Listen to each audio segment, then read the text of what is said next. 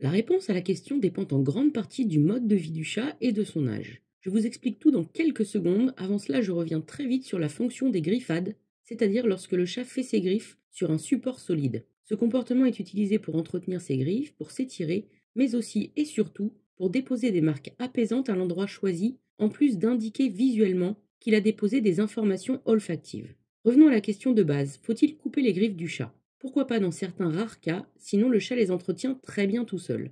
Mais il ne faut surtout pas le faire si le chat sort, même juste quelques minutes chaque jour. Car lui couper les griffes, c'est le mettre en danger parfois mortel. Parce qu'il en a besoin, soit pour se défendre directement face à un opposant congénère ou prédateur, soit parce qu'il les utilise pour monter sur un arbre ou ailleurs en hauteur pour se mettre hors de portée d'un agresseur. Vous l'avez compris, couper les griffes du chat qui sort, c'est donc à proscrire totalement.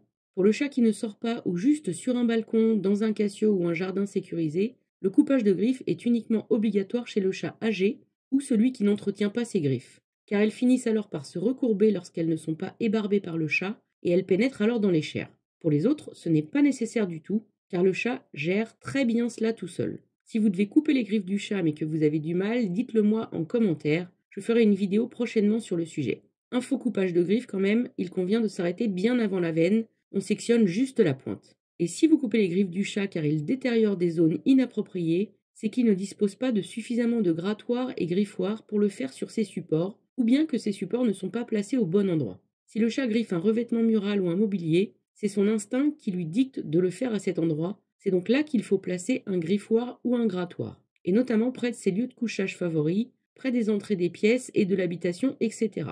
Si malgré tout le chat continue de griffer des zones inappropriées et qu'il y a d'autres problèmes de comportement, nous pouvons étudier la question ensemble pour trouver des solutions adaptées lors d'une consultation en comportement du chat. Le lien est dans la description de la vidéo. Et pour en savoir encore plus sur le bien-être du chat et son comportement, téléchargez vite mon manuel PDF exclusif et gratuit 30 idées pour occuper le chat. Le lien est dans la description de la vidéo. Si cette vidéo vous a plu, mettez-lui un pouce j'aime, partagez-la sur vos réseaux sociaux et abonnez-vous à la chaîne pour bénéficier gratuitement des prochaines vidéos sur le bien-être du chat et son comportement. Et en attendant la prochaine vidéo, prenez bien soin de vous et de vos loulous!